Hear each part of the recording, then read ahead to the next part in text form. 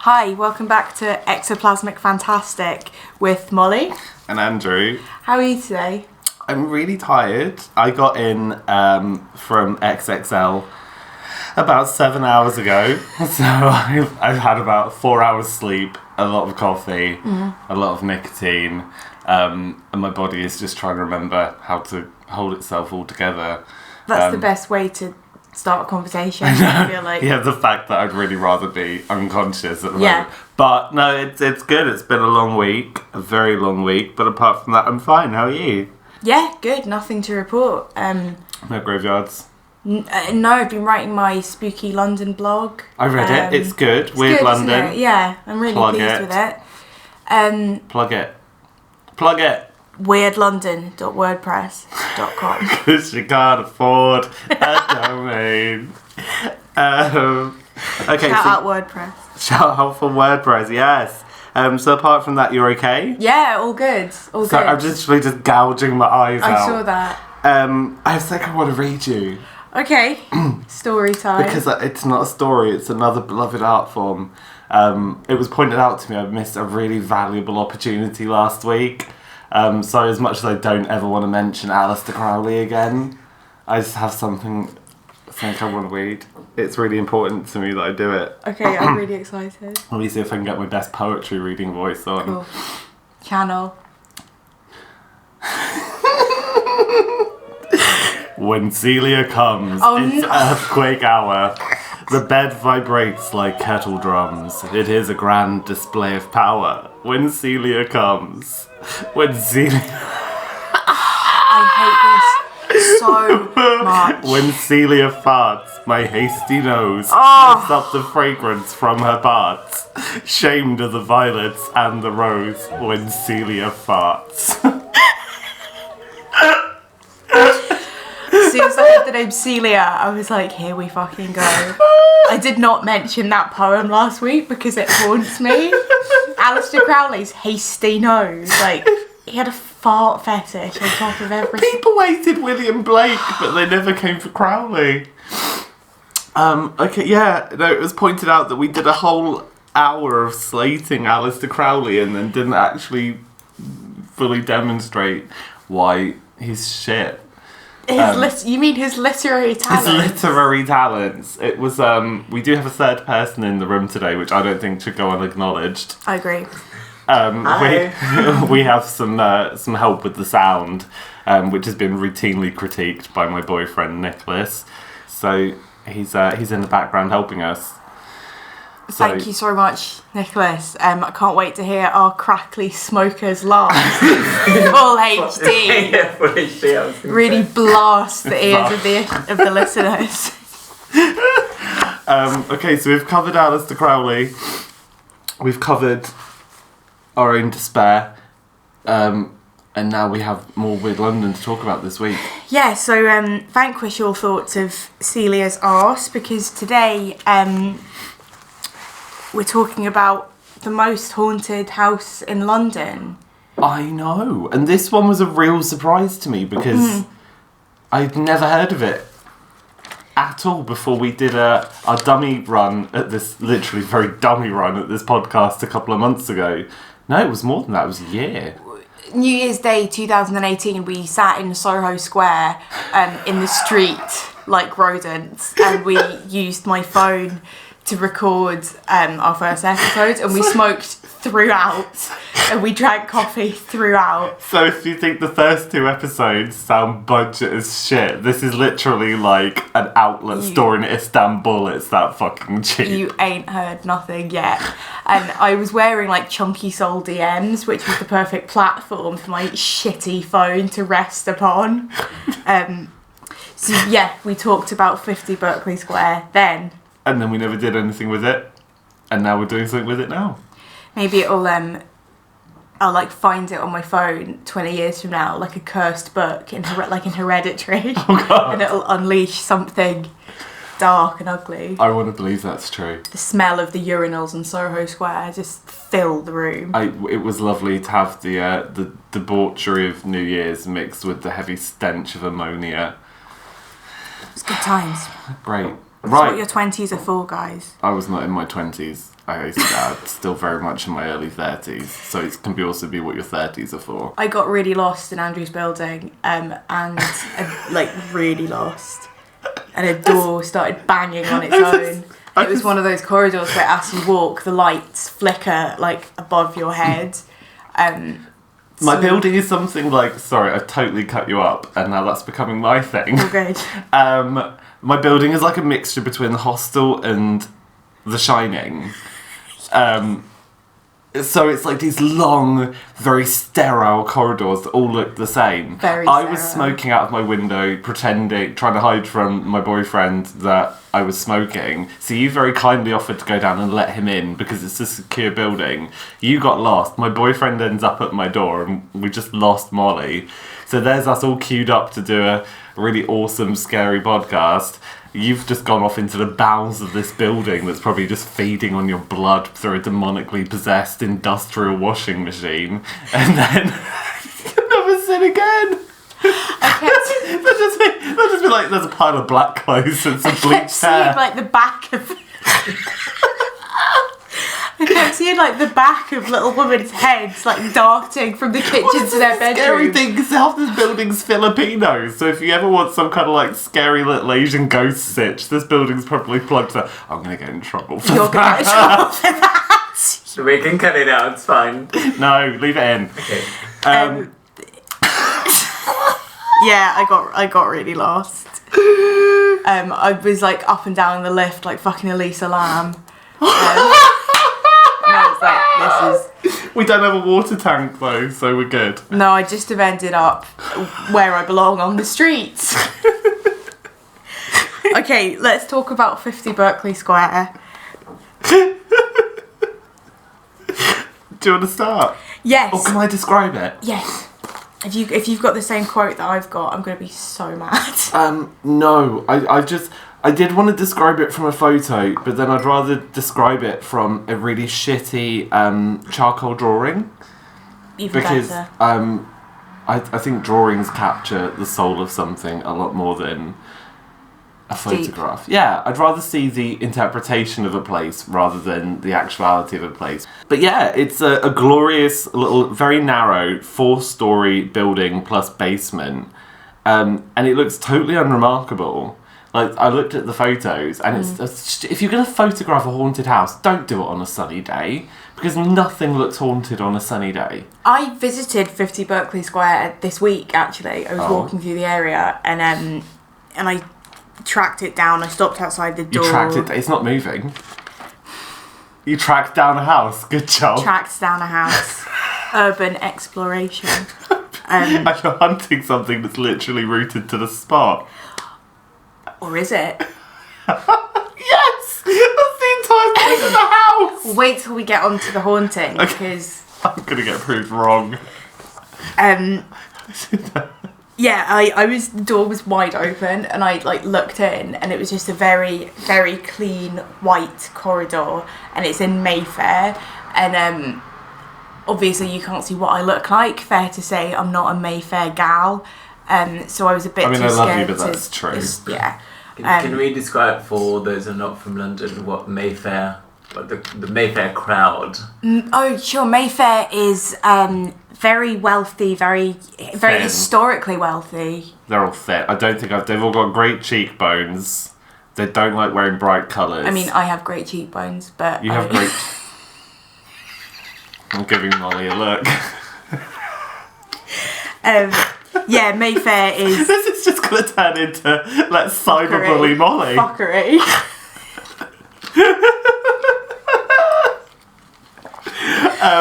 Yeah, but Mayfair is very well to do, very upper class. Kind of more super rich. It's a step above Chelsea, right?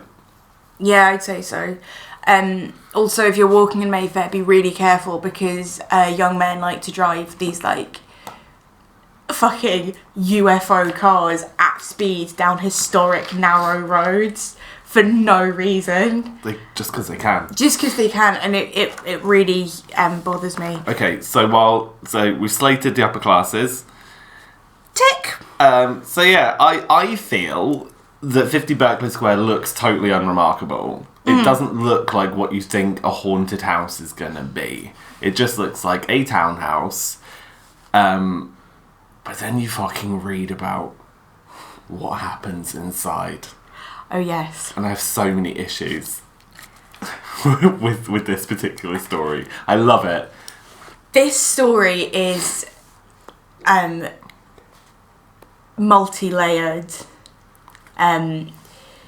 This story's deeply silly, I feel. Yes, it's got everything. It's fun. It's a fun story. It's got servants, it's got wealthy, depressed men who've been dumped by fiancés, it's got seamen. It's got seamen. Seamen. Oh. I'm just haunted by seamen after Aleister Crowley. Oh, we left Aleister Crowley. Where it was. I think and it's got a farm. It's got Aleister Crowley. And Celia and her explosive bowels. She's just a farting kettle drum of calm. Oh, we can come back to Celia when we Don't talk say about... calm!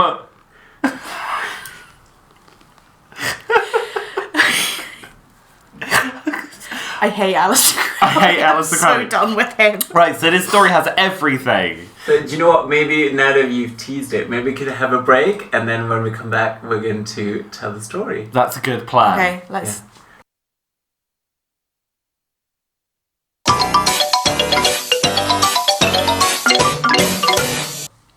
So, can I read my quote from Charles Harper, who wrote a book called Haunted Houses in 1913? I would love you to. Guess what it's about? Haunted houses in 1913? On the money. So, this is the quote. 50 wore an exceedingly uncared for appearance. Soap, paint and whitewash were unused for years and grime clung to the brickwork and window alike. The area was choked with wasted handbills, wisps of straw, and all accumulations that speedily made a derelict London house the very picture of misery. Every passing stranger asked the errand boy various questions, the answer to which was usually, "Haunted house!" Or if the question was, "Who happens to live there?" the obvious reply was, "Ghostesses." Ghostesses. Ghostesses. That's so Gollum. Brilliant, isn't it? Ghostesses. The little errand boy with his flat cap and his shitty hands. Oh. Ghostesses, governor.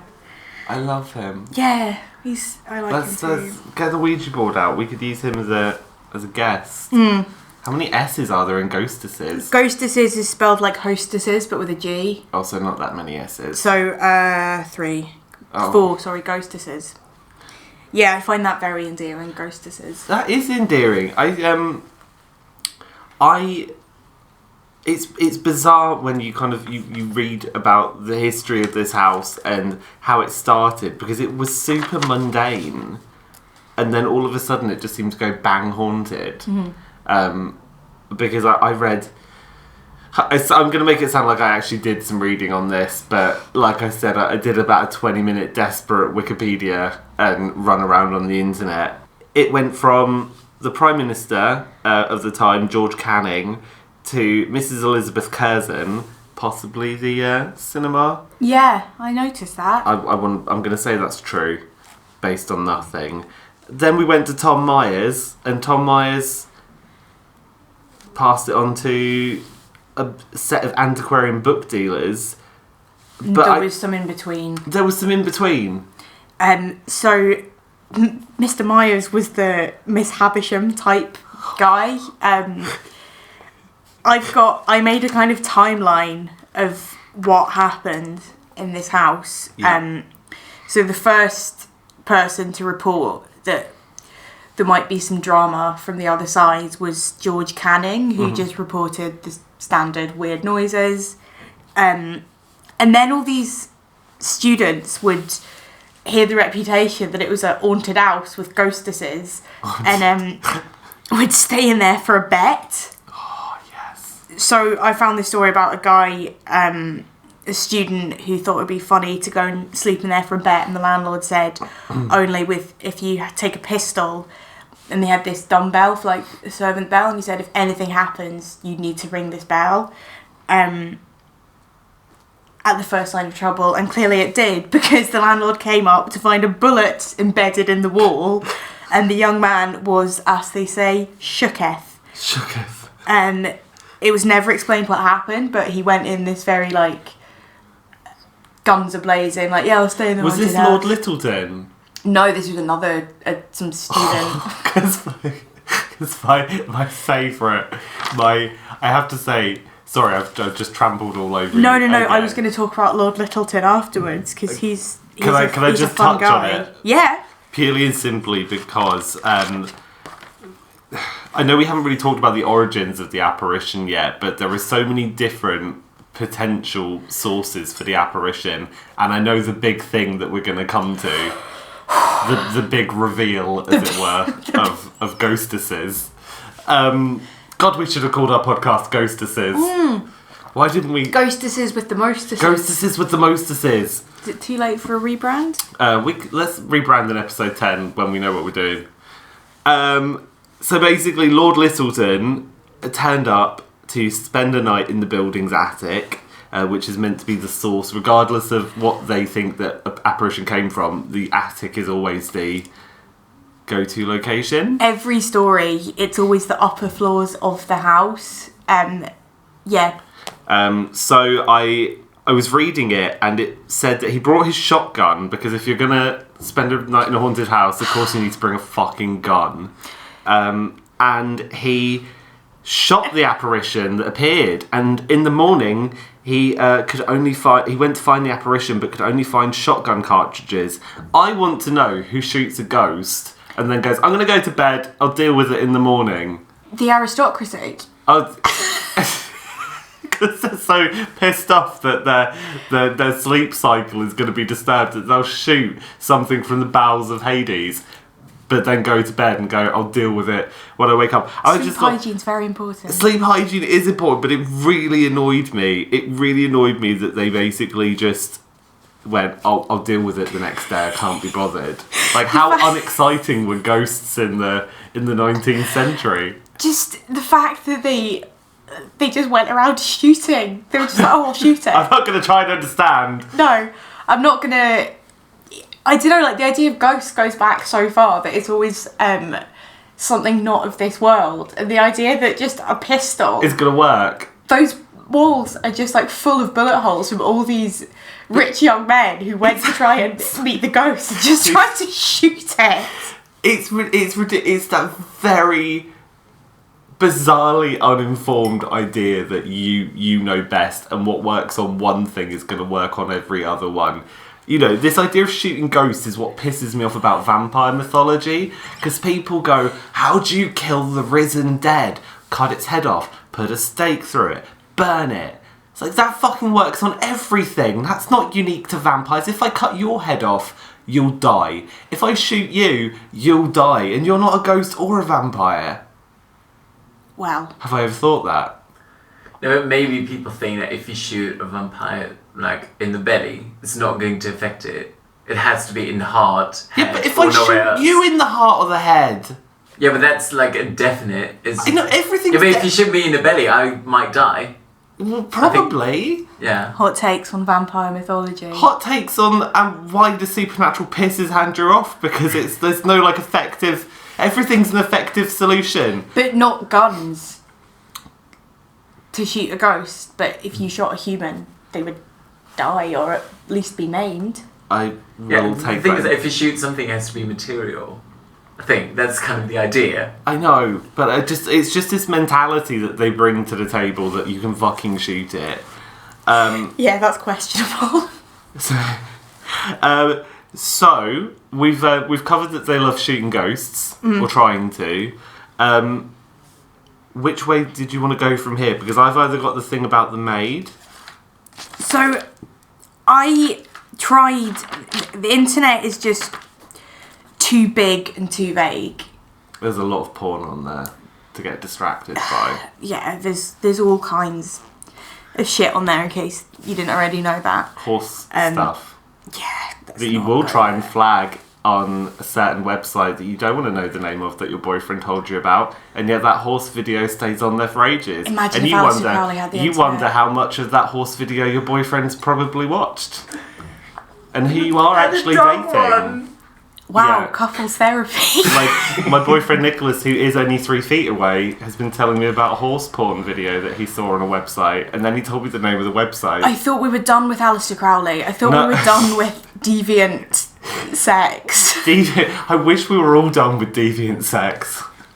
Alistair Crowley got his wife to fuck a goat, and with that, I'm going to draw a line under his name. Okay, go back to 50 Berkeley. 50 Berkeley Square. So I tried to do a timeline of what went down when, and there's conflicting reports. So there was George Canning, then there was these various like teenage aristocrats who would just be like, "Yeah, fuck it, I'm gonna shoot the ghost." And then George Littleton said it was supernaturally fatal to body and mind. And then a family moved in who had 2 teenage daughters. I can't work out whether this is before or after. I'm just Oh my showing Molly a God. picture of Lord Littleton. I mean, he looks like Looks like it was cut out of rock and then forgotten. I think that's the best way to describe him. Wow. I thought this is when he was 20.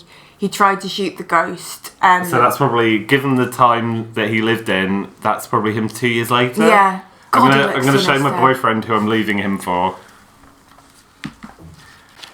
How unfortunate looking. He kind of looks like a baboon He looks in a like suit. He does look like a baboon in a suit that just hasn't had a good life. He just doesn't look very happy, and it's just say He probably that had way. typhoid. Yeah. No, we've covered already that they had access to the good water. Sorry, Molly, your timeline. So he's slated. Are we gonna literally bully someone in every episode based on their? I say Based on by their we. physical Am appearance. I gonna bully someone in every episode based on their appearance? Yeah. If I don't have just any, make it your thing. I'm Just be like the Regina George I'm of gonna- the supernatural amateur podcasting I'm world. cornering Regina George on every front. Sorry, your timeline. Why do we get? fine. I'm the bad one this time. It's because I've only drank 2 coffees today rather than the standard like 6. I'm surviving on adrenaline. After this house had a reputation as the haunted house with ghostesses, we've established that.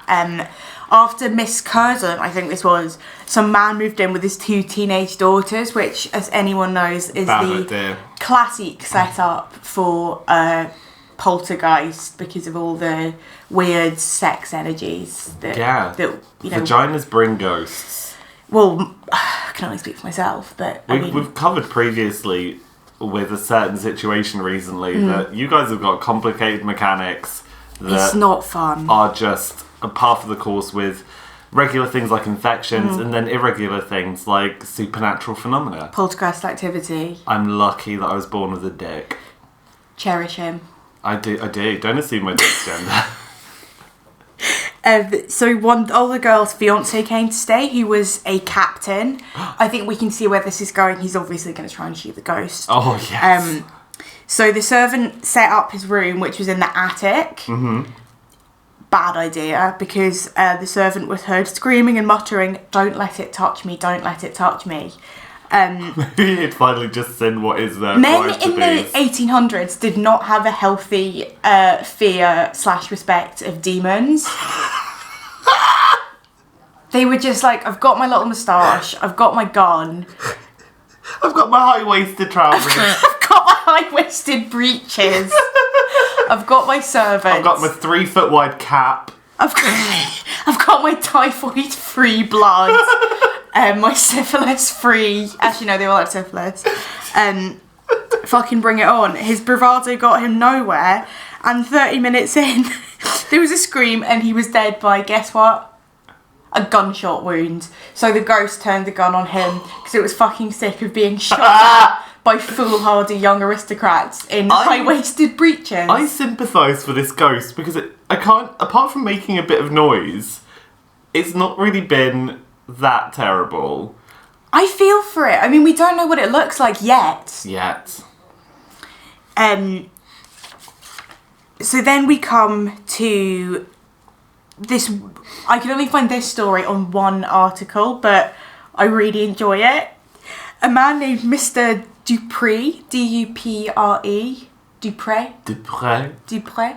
D-U-P-R-E? Yeah. Dupree. Dupree. Now we've got correct pronunciation. As if this house Hasn't suffered enough. hadn't suffered enough. He did that old aristocratic favourite of keeping a mad brother locked up on the upper floor and feeding him Through a hole in the wall. through a hole. He kept him in the attic, his mad brother, very like Jane Eyre style, and fed him through a hole. So once a day he would just, I don't know, maybe 3 times a day, just gave him gruel and mead or whatever else. Mead? Yeah. I'd be happy with some mead. Gruel and mead. At what point did you come across the child? Because I couldn't find a name for the child that was killed. No, the only thing I could find was the ghost of a little girl was seen where in the room the mad brother was supposedly kept. So, but there was no correlation. Like, the whole history of this is so disjointed. It's really disjointed, but I read a couple of different snippets that said about a child who'd been killed by a servant, a little girl. I heard nothing about who had that. been killed by a servant, but there was a servant who'd been showing increasingly sadistic tendencies, and then the body of a little girl was found in the attic.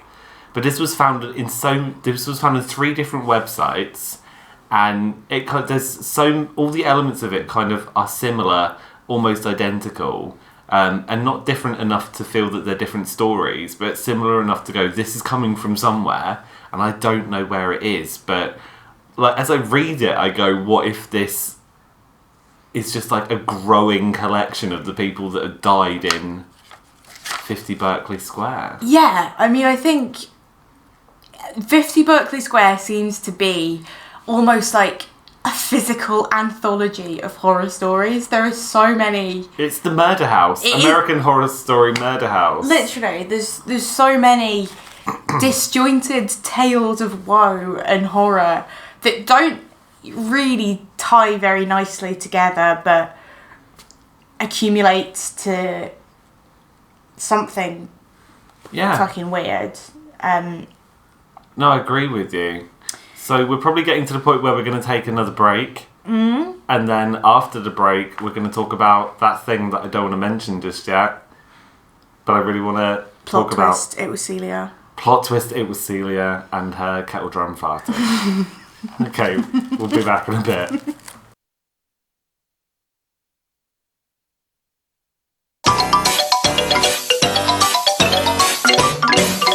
And we're back with Ectoplasmic Fantastic. My boyfriend is usurping the podcast and telling us how to record things. So apparently, a completely jarring segue is not an appropriate way to lure you back into the world of the supernatural. But it's fine. He's smiling. Molly's, I don't know if she's cringing or smiling. I had something in my eye. Carry the fuck on regardless. Let's talk about seamen. Hooray! Everyone's eyes light up.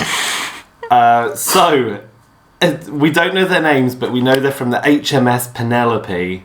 And these 2 sailors were going to spend a night in the house. So by this time, the house is abandoned. Totally abandoned. And it's been abandoned because I was reading the story about the seamen, and I didn't realise that it took place in 1943. I know. This was the amazing thing because... Which is also during World War II, so what the fuck are they even doing in London? I know. And there wasn't a lot of great care for these guys. They had to find somewhere to squat. Now, maybe it's just because they were shit and drank too much and were carousing. But so these two seamen decided to squat in the house. By morning, one was found dead, having tripped as he ran from the house. Now, there's also a little bit of discrepancy as to how he died, but I read, and the one I want to believe is he tripped and fell on one of the railings and was impaled. Yeah, I've got, some reports said he fell out the window, some said he tripped and died of fright. One said he was impaled on the spikes in front of the house, and one said that he was actually found dismembered in the basement. Oh, actually, I like that one more. Yeah, There's I think we're going to so go with that hopeless one. and unrelentingly sad as just being dismembered in a basement, which I've often thought is how I was going to leave this world. Who knows? Fingers crossed. Still time. I probably will, because our laundry rooms here are in the basement and you have to fight for space because there's only 4 washing machines. So you think it'll just get dismembered by like a rival Member person. of the NHS Yeah. who sees a fucking washing machine and I fight them and they dismember me? It's fine. They'll just find a different limb in each washing machine and fuck them. But I did feel bad for these poor seamen. Yeah, 'cause this they is just really wanted somewhere shit. cosy to sleep. It doesn't even sound like they went into the attic. And they just I don't think they did. There's nothing I found said that they went in the attic. I did find a thing that they went to like camp in the house, and this is leading on to the true kind of, what's the word, meat of the story, which is the thing itself that lives in Berkeley Square. The thing. And one couldn't sleep because he was sleeping in a haunted house with ghostesses. Ghostesses. And he heard what was described as wet noises. Which, Like, I don't know if that's sexy or gross. no, like, I was imagining... like... Like that? yeah. Or like... Squelching, like a squelching. Wow, ASMR. Oh, I just made myself feel sick. Yeah, it's a bit gross, isn't Oh, it? just something just pushing into something wet. Squelchy and moist. Moist! I just said that to annoy everyone. Ah! And apparently a dark and shapeless thing then entered the room while making Was it me? wet noises. It was Andrew. I've been called pear-shaped before. I would Now never I'm say you're shapeless. dark and shapeless. Also, it was is it alright to now lead this into... Yes, please. Okay. An amorphous pulsating mass of grey, which was me. It is you! Ashy. Get some lotion for those elbows, girl. Yeah. Okay, so come on, you shapeless thing. What happened? So the shapeless thing. Once you start reading about the nameless, shapeless, amorphous, pulsating mass of grey, more and more stories come out that actually the thing that lives in Berkeley Square is not a traditional spirit, but more of a cryptid. There's pictures of a giant brown octopus. No. Yeah. That lives I'm now remembering our last conversation about this. the nameless thing. The nameless horror. The nameless horror. And there was newspaper articles that said like nameless thing claims another victim. And there's just all this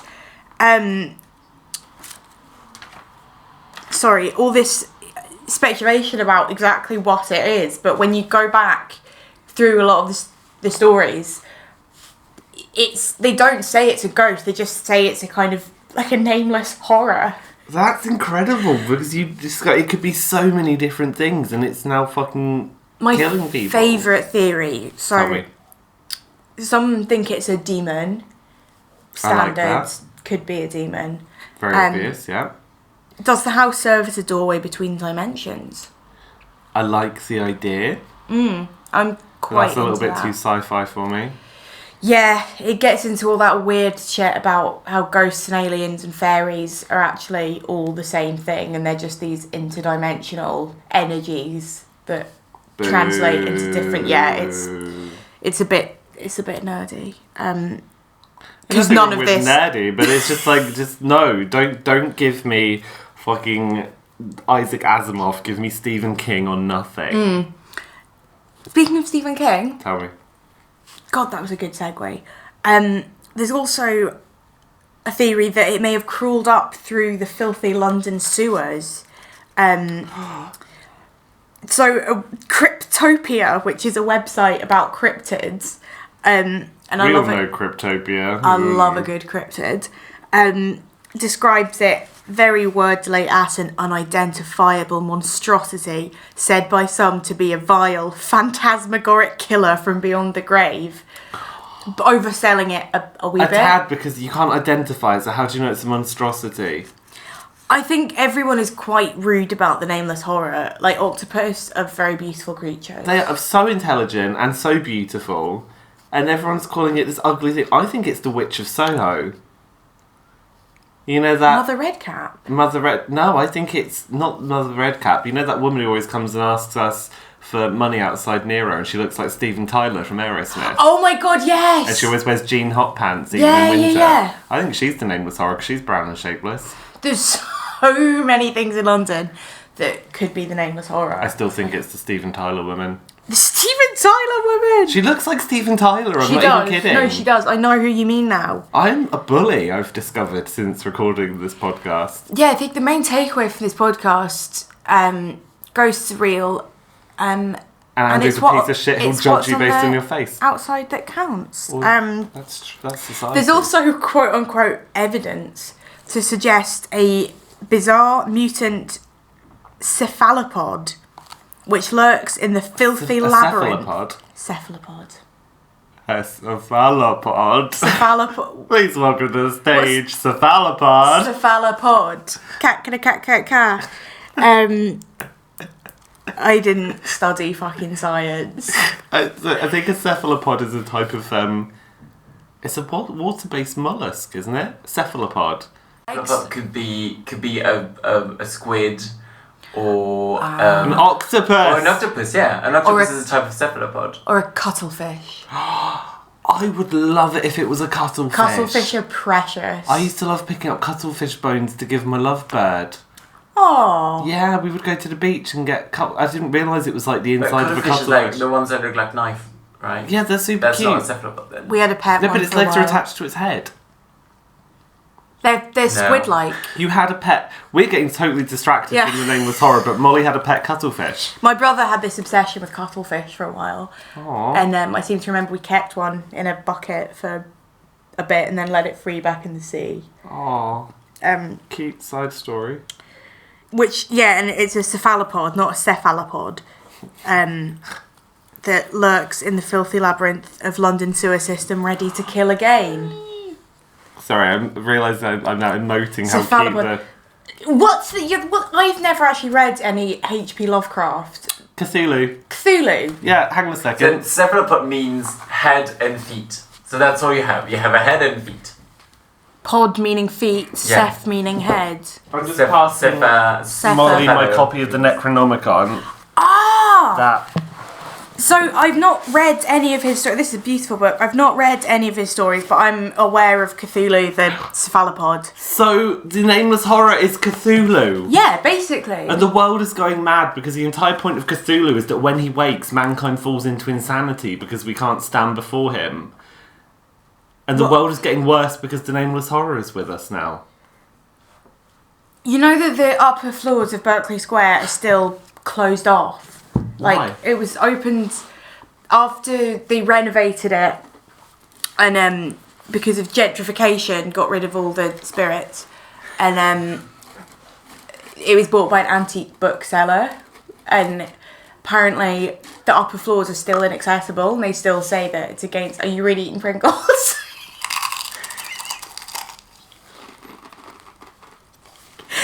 The upper floors are still banned, but I don't know how that can be. I was gonna eat them quietly until you pointed it out. That would have worked, yeah. Pringles are a slippery snack. Ow. So the floors are still shut off because they're still scared of the ghostesses. Yeah. Oh, it's far like, I don't know who lives in it now. It looked kind of nondescript. Like it's a nice old London townhouse, but you're right, it doesn't look haunted. It's not traditional.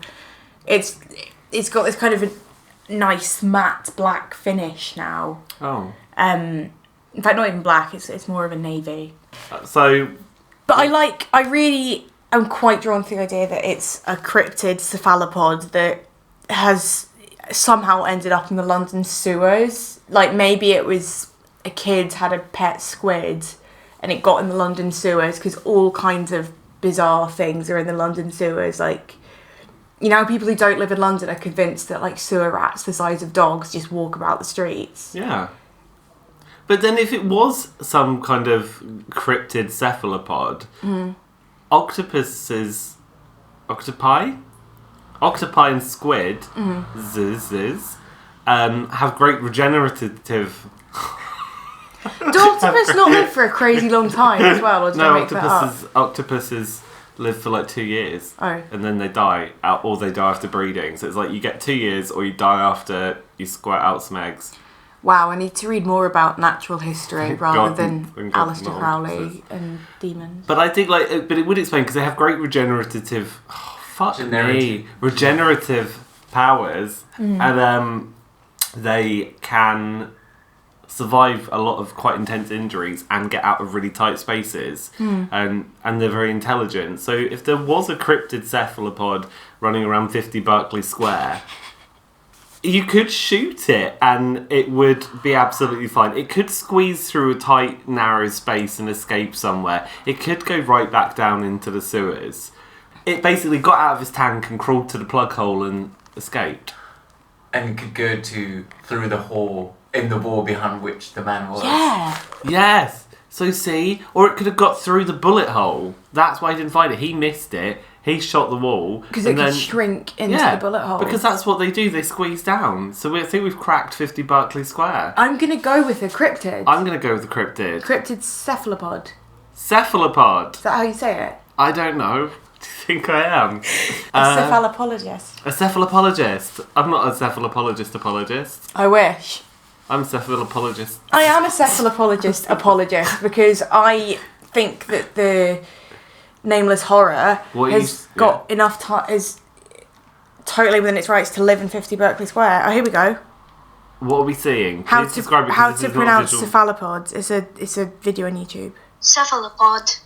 Cephalopod. She's one of your lot. Cephalopod. What, a woman? Cephalopod. Scottish. Oh, yeah! Let's try again. Cephalopod. Cephalopod.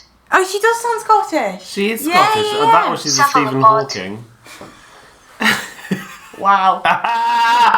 Right, so we've cracked the codes of what is going on at 50 Berkeley Square. Also, that explains why all those mustachioed aristocrats in breeches thought they could shoot it, because that's like what you do when you see an animal, you shoot it. They just thought the octopus had come to them. Yeah, rather than them to go to the South Pacific to shoot the octopus. They were like, oh, brilliant, an exotic creature. Let's kill it. Yeah. What is our takeaway from 50 Berkeley Square? Don't go to the 19th century and be around aristocratic men with guns, I think is my takeaway. Yeah, second that. Also, be nice to your local cryptid. Yes. You know, don't judge before you get to know it. Leave it out a bit of food. Yeah. You know, it's don't lock your mad brother in the attic and feed him through a hole in the wall. Ideally, don't do that. Don't hire a sadist to be your servant and let it be around children. And if you do become friends with a cryptid, you could be in your very own live-action hentai film because of all the tentacles. Oh, I was really hoping we weren't going to talk about tentacle porn, but tentacle we managed to get it in there. Mate, we did good. Yeah. So what are we what are we going to discuss next week? Next week, I think we should still take the idea of Weird London, but look at London in horror movies and what we may get from that as far as Weird London itself and things that have happened around London. So I already know what I'm doing. Exciting. I will tell you, even though you may not have necessarily picked yours yet, I'm going to do the movie Deathline, which is a Hammer horror movie set on the London Underground, just round the corner from where we are at the moment, but tie it into hauntings on the London Underground. That's really cool. I'm going to try and find one of my own to do. If not, maybe we could do... Deathline together. Yeah. Let's have a look. We'll find something, and I think we're on a great upwards trajectory with this podcast. Yeah, we've got proper sound system now, which We have is a great. sound person who fucking gets got a involved. sound even person! though he's not a part of the... He's doing this as a favour to me because I'm sleeping with him. But anyway, this has been Ectoplasmic Fantastic, your place for Weird London and being picked on based on what you look like rather than who you are. I'm Andrew. I'm Molly. We might as well let Nicholas say goodbye. Bye!